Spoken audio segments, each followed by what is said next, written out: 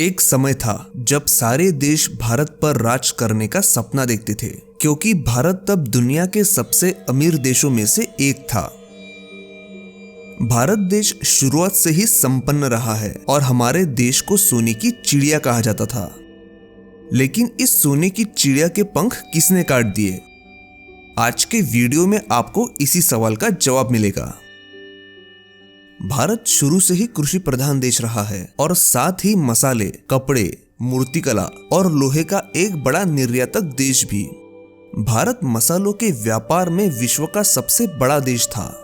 हर देश भारत के साथ व्यापार करना चाहता था। उस दौर में विदेशी व्यापारी यहाँ आते और हमारी वस्तुएं लेकर बदले में सोना देकर जाते, जिसकी वजह से भारत में सोने की मात्रा काफी ज्यादा बढ़ी। भारत को सोने की चिड़िया कहकर संबोधने वाले पहले व्यक्ति थे राजा विक्रमादित्य। उन्होंने धर्म की रक्षा के साथ साथ प्रजा का रक्षण और आर्थिक स्थिति का भी ख्याल रखा। कहा जाता है कि एक वक्त ऐसा था कि हमारे भारत के हर घर में एक लघु उद्योग हुआ करता था। इससे बाहरी देशों से हुए व्यापार से हमारे घरों में इतना सोना हुआ करता था जितना दुनिया के दूसरे किसी भी देश में किसी भी घर में नहीं था। उदाहरण के तौर पर दक्षिण भारत के पद्मनाभ स्वामी मंदिर की हम बात करें तो वहां के कुल 6 में से 5 तहखानों में मिले खजाने की आज की कुल कीमत करीब 2 लाख करोड़ है, जिससे इस बात का अंदाजा लगाया जा सकता है कि तत्कालीन भारतवासी कितने अमीर रहे होंगे। स्कॉटिश इतिहासकार मार्टिन लिखते हैं कि वो भारत देश ही था जिसने दुनिया को कपड़ा बनाना और पहनना सिखाया। जब इंग्लैंड के निवासी जंगली जीवन बिताते थे तब भारत में सबसे बेहतरीन कपड़ा बनता था और दुनिया भर में बिकता था। हमारे नालंदा और तक्षशिला में उस समय दुनिया भर से विद्यार्थी पढ़ने आते थे। प्राचीन भारत में खगोल विज्ञान भी काफी उन्नत था। आज सारी दुनिया कोपरनिकस को सूर्य और पृथ्वी के बीच का अंतर बताने का श्रेय देती है, लेकिन आज ये बात पूरी दुनिया भी मानती है कि हमारे वेदों सहित कई प्राचीन साहित्यों में अचूक खगोल शास्त्र बहुत पहले ही बताया जा चुका है और कोपरनिकस से सैकड़ों साल पहले ही भारतीय वैज्ञानिक आर्यभट्ट ने पृथ्वी और सूर्य के बीच का अंतर बताया था। अमीर होने के साथ साथ हम भारतवासी धार्मिक वृत्ति के थे और लोगों की भलाई करने पर विश्वास रखते थे और घर आए मेहमान को भगवान समझते थे। लेकिन हमारी यही समझ हमारे कंगाली का कारण बनी। हमारी इसी नीति और स्वभाव का फायदा उठाकर इस सोने की चिड़िया पर लोगों ने बार बार आक्रमण किया और यहाँ की दौलत को लूटकर अपने देश ले गए। मुगल काल में स्थिति और भी खराब हो गई और सोने की चिड़िया कहा जाने वाला ये देश कंगाल होने लगा।